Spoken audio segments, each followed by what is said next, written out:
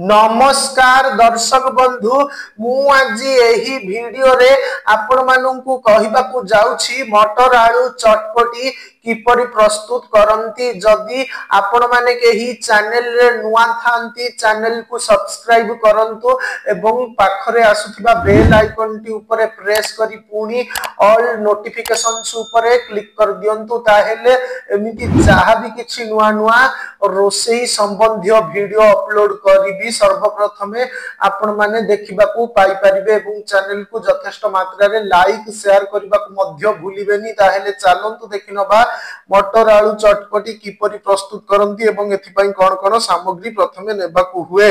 सामग्री आधा किलो मटर, गोटाए कागजी लेंबू, टिपे बीट लूण, किछि धनिया पत्र, चारोटी आलू, एक चामच गोलमरीच, एक चामच भजा जीरा गुंड, दरकार मुताबक लूण।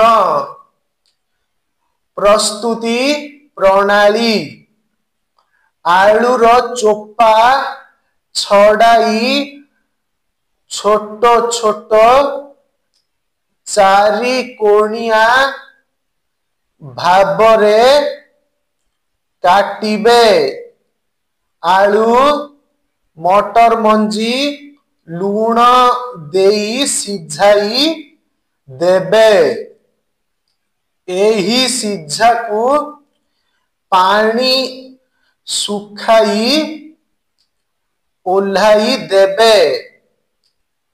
सेथिरे कागजी रस, गोलमरीच गुंड, जीरा गुंड ओ बीट लूण छिंची छिंची खाइबे।